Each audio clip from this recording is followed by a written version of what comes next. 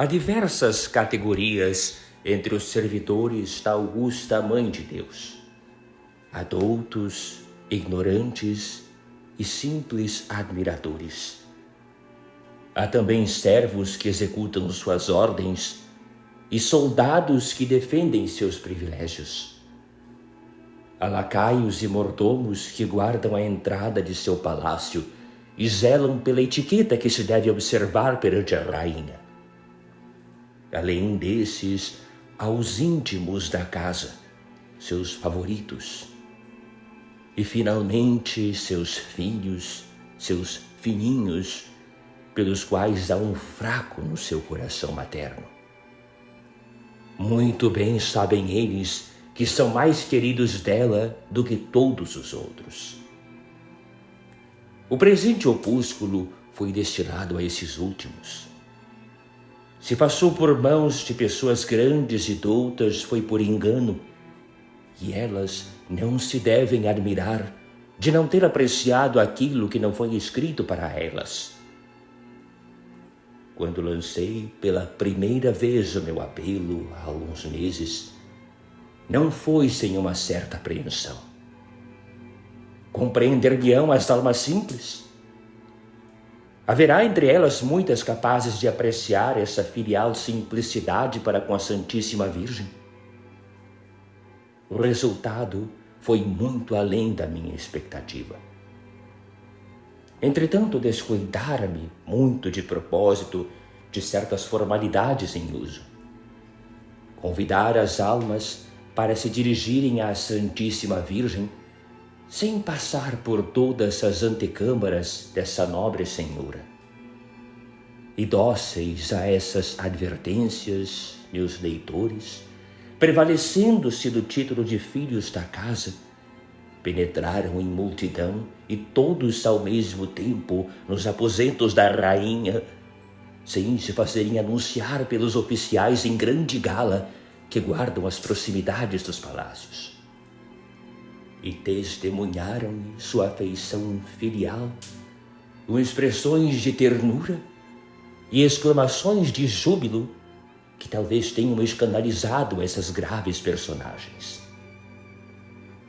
Além disso, poderia o mordomo ter se admirado de que esses filhos, em presença da mãe do Rei dos Reis, não tivessem lido com grande cerimônia um discurso preparado de antemão, no qual dissessem alguma coisa de novo ou de notável a respeito da Santíssima Virgem. Assim não foi. As crianças não são tão cultas e em 9 capítulos consecutivos nada mais acharam para lhe dizer a não ser essa coisa banal: Mãe querida, amamos-vos e sabemos que também nos amais. E agora que estamos ao vosso lado, não queremos mais afastar-nos e ficaremos convosco durante toda a eternidade. Deve-se, portanto, permitir às almas simples de se aproximarem da Santíssima Virgem em termos outros que não os dos sábios.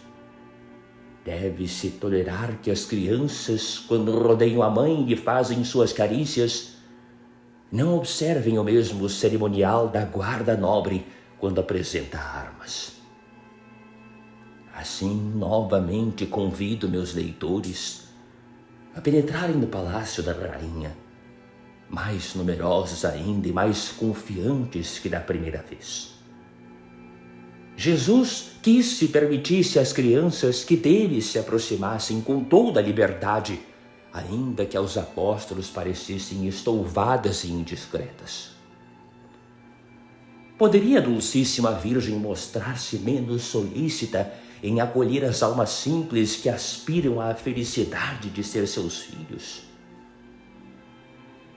Padre Joseph Schreifers, da Congregação do Santíssimo Redentor, 12 de setembro de 1925. Introdução. Muitos santos e sábios, devotos da Santíssima Virgem, publicaram-lhe os louvores, descreveram-lhe os privilégios e celebraram-lhe as grandezas. Quanto a mim, caro leitor, nada de novo poderia ensinar-te a respeito da Divina Mãe, e tampouco agora dizer-te que dela seja digno. Entretanto, se és um filho de Maria, ou se o desejas ser, lerás este opúsculo, porque ele fala da tua mãe.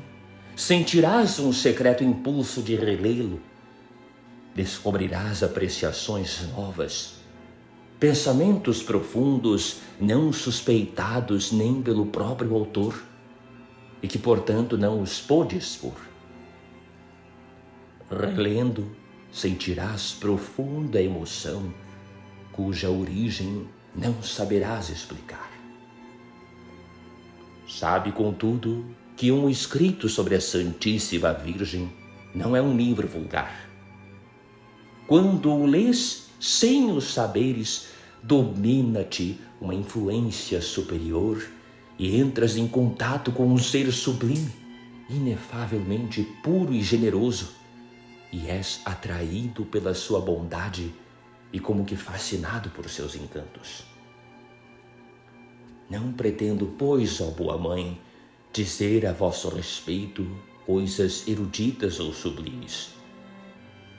Convido apenas vossos filhos a se agruparem em torno de vós. Ensinai-nos vós mesma como sois nossa mãe e como devemos ser vossos filhos. Dizei-nos o que fostes para nós no passado, o que sois neste momento e o que sereis no céu. Ensinai-nos a viver a nossa vida espiritual numa dependência absoluta de vossa influência maternal. Não estamos à altura de compreender vossas inefáveis grandezas. Mal sabemos balbuciar vosso nome. Somos apenas o filhinho que trazeis nos braços. Porém, quando a criança inclina a fronte sobre o semblante querido de sua mãe e a beija com ternura, quão grande e incomparável não é o prazer que lhe dá. É essa alegria que vos queremos dar, ó boa mãe. E se assim fizermos, ficareis vós satisfeita?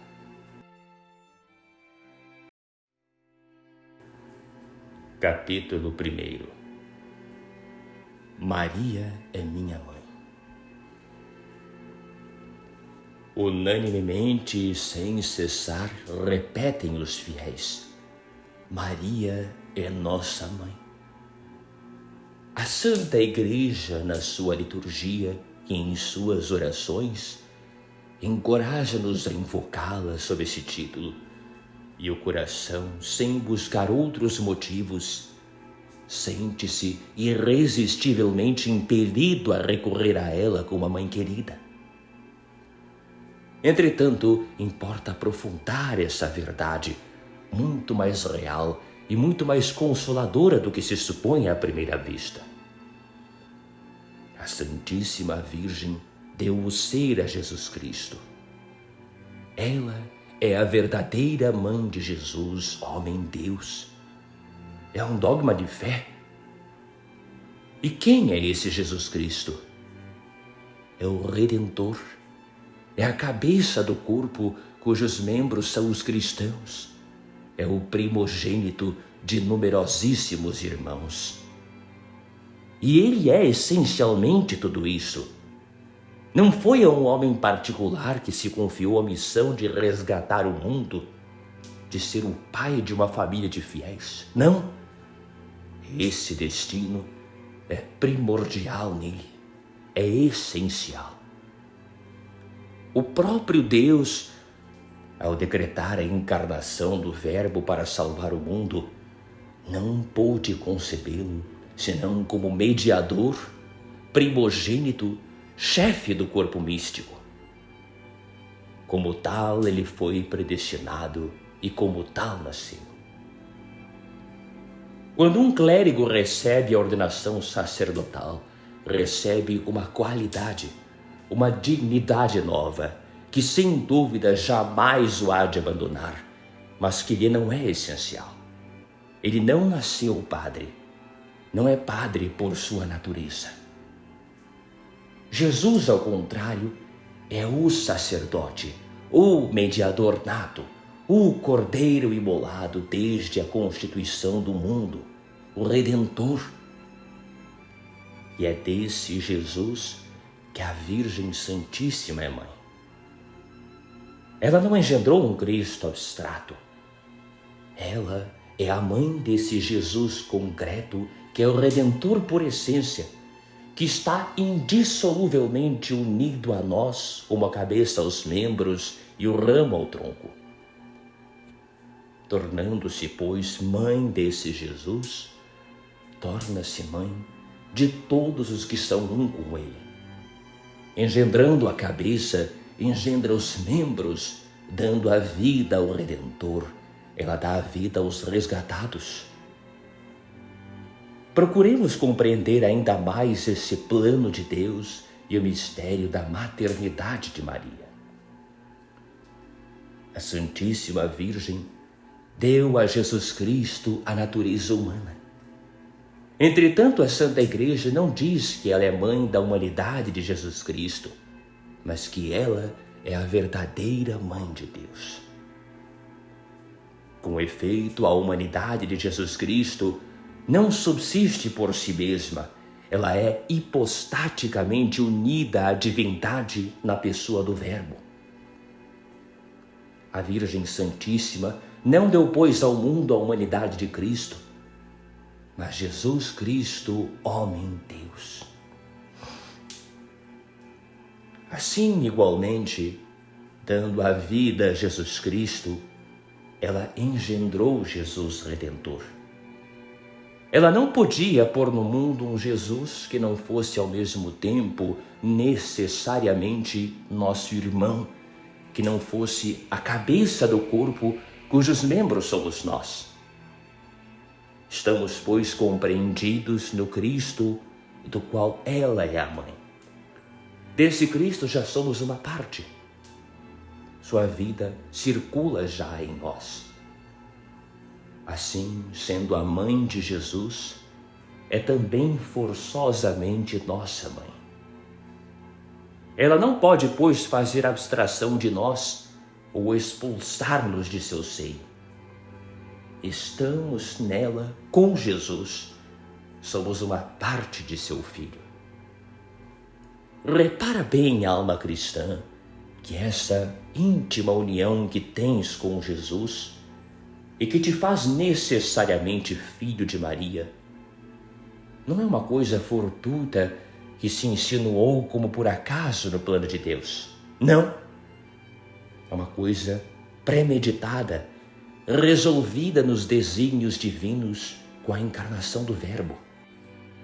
A maternidade de Maria em relação a ti faz parte integral de todo o plano divino.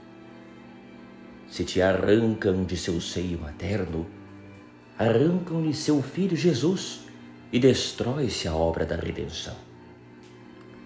Oh, Mãe querida, como esta ideia me enche de alegria!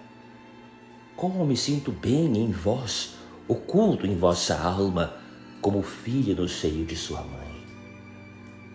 Como sinto bem o vosso coração materno, velando por mim e dando-me gota a gota a graça que me é necessária para crescer em Jesus. Eu quero conservar-me sempre unido a vós e suplicar-vos que me ameis. Maria é nossa mãe. Todo mundo cristão o proclama sem cessar. Porém, exceto os sábios, ninguém cogita em prová-lo. Aliás, para a alma simples seria supérfluo. Essa convicção foi gravada no coração do cristão pelo mesmo Deus no momento em que ele se tornava irmão de Jesus. Dize-me, caro leitor, por que na tua infância te sentias atraído pelos santuários de Nossa Senhora e tomavas parte com íntima emoção nas peregrinações organizadas em seu louvor.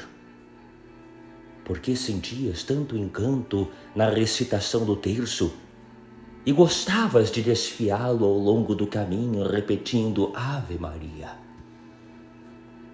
E não eras o único a sentir essa atração. Outras crianças como tu experimentaram as mesmas emoções. Como tu, se ajoelharam discretamente aos pés das imagens da Santíssima Virgem. Confiaram-lhe o seu amor e suplicaram-na em suas necessidades.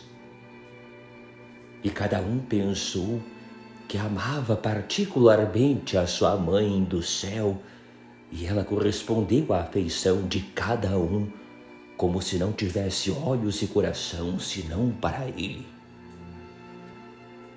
A idade não conseguiu empanar o brilho dessa devoção. O homem de mãos calosas, de fronte enrugada e pele crestada pelo sol, experimenta ao saudar de passagem uma estátua da Santíssima Virgem a mesma terna confiança que sentira nos seus tenros anos. Mesmo o ancião, isolado da terra, privado do carinho dos seus que já não existem, evoca com emoção a Virgem Maria, que em breve ele verá no céu e que realizará todos os seus desejos. E não julgues que essa ternura filial seja o caso de um só povo, de um só país. Espontaneamente cada povo a venera, a invoca, inventa meios delicados de testemunhar-lhe seu amor, constrói templos em sua honra, eleva ao longo das estradas capelinhas com a imagem de Nossa Senhora, organiza romarias aos santuários da Virgem. E cada povo crê superar a todos os povos da terra na devoção a Maria. Os hereges e os incrédulos, quando recebem do alto um raio de luz e se convertem ao catolicismo, passam imediatamente da indiferença ou da hostilidade à confiança e ao amor para com a augusta Virgem Maria. Antes acusavam os fiéis de um culto excessivo para com ela, e agora não encontram palavras para louvar por sua vez a celeste rainha. Enfim, nem mesmo os pobres selvagens escapam ao domínio de amor da Santíssima Virgem. Desde que ouvem falar dos privilégios e glórias da Mãe de Deus e são recebidos como filhos da Igreja, sentem-se repentinamente cheios de devoção e de terno amor para com a Mãe do Céu. Invocam-na com tanta piedade e confiança como os cristãos nascidos em pleno país católico. Esse movimento universal de todos os corações cristãos para a Santíssima Virgem, que teve origem nos primórdios do cristianismo, manteve-se até os nossos dias, não obstante os ataques dos incrédulos, não obstante o indiferentismo e o ceticismo que abalaram tantas crenças e arrefeceram tantos entusiasmos. O sentimento que impeliu os fiéis dos primeiros tempos para a Mãe de Deus impele ainda os de hoje com a mesma força e igual emoção. O entusiasmo que se apoderou dos habitantes de Éfeso no século IV, quando os padres do concílio declararam que Maria é a verdadeira Mãe de Deus, não era maior que aquele que se comunicou aos romanos e aos católicos do mundo inteiro, quando o Papa Pio IX, no século XIX, proclamou o dogma da Imaculada Conceição da Virgem Santíssima. Esse sentimento universal, a Igreja, por sua pregação, pode ter encorajado e regulado, não porém tê-lo criado. Ela foi, por assim dizer, mais impelida por seus filhos do que eles levados por ela mesma. Sob essa pressão de amor de todos os fiéis, multiplicou as festas em sua honra, ampliou seu culto, definiu uns sobre outros seus privilégios, derramou com profusão seus tesouros sobre os que veneram a Santíssima Virgem.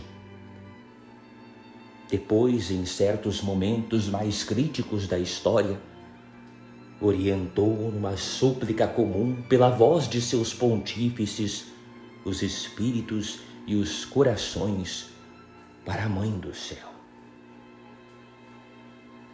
De onde vem esse sentimento tão universal que atravessou séculos, que anima indistintamente todos os povos católicos, que não se desmentiu jamais, apesar das diferenças de idade, de lugar e de tempo? Esse sentimento não pode ter uma origem humana. Ele independe de vicissitudes e circunstâncias particulares. Ele vem, pois, do alto.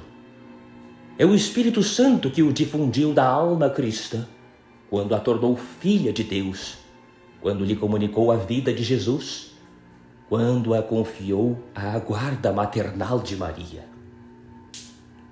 Juntamente com a dignidade de filho dessa Mãe do Céu, ele gravou na alma um amor invencível para com ela, uma confiança filial que nem a idade, nem as vicissitudes da vida, nem mesmo as fraquezas e os extravios conseguirão extinguir completamente. A Virgem Santíssima é nossa Mãe, uma Mãe incomparável de bondade e de ternura. Deus inscreveu essa verdade no frontispício da história de nossa redenção. Gravou-a no mais profundo do nosso coração. Enfim, nola faz descobrir em cada página da natureza visível.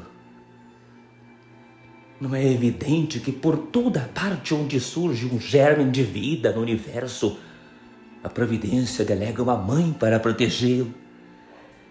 Teria, pois, esquecido de nos dar uma mãe para conservar intacto em nossas almas o misterioso germe da vida sobrenatural, que é uma participação da sua própria vida divina?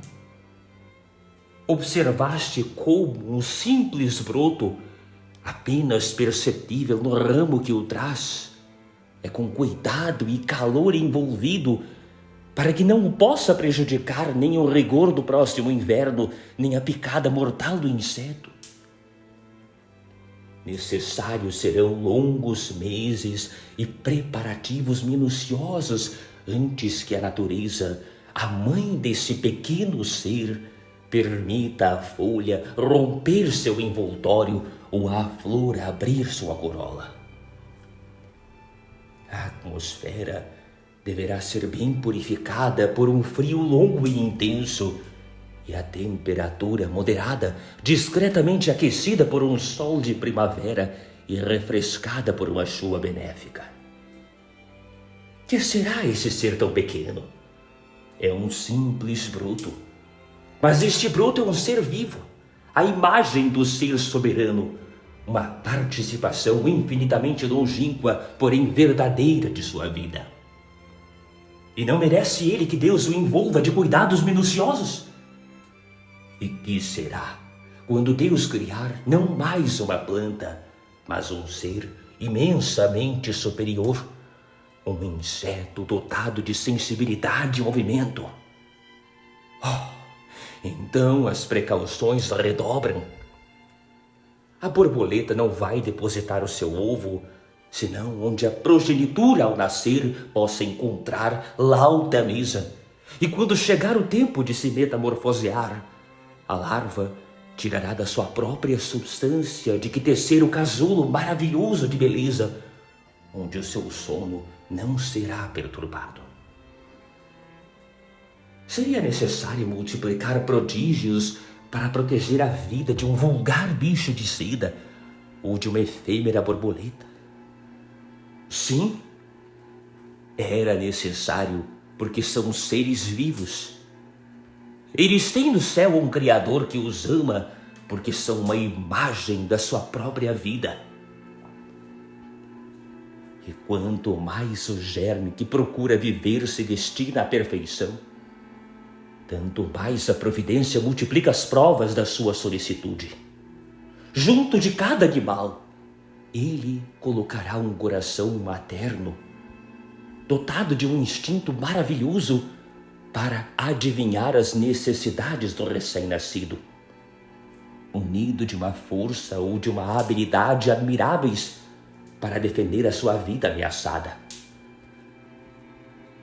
Os animais que chamamos ferozes não sentem senão ternura para com sua progenie. Mas que diremos da solicitude do Criador quando se trata de fazer uma alma imortal e confiá-la a um corpo humano? Que de precauções infinitas a providência tomou muito tempo antes para que esse germe minúsculo, já vivificado por uma alma que traz a semelhança de Deus, encontre um asilo cômodo e tranquilo, onde nenhuma influência má possa, da parte de fora, obstar ao seu lento desenvolvimento.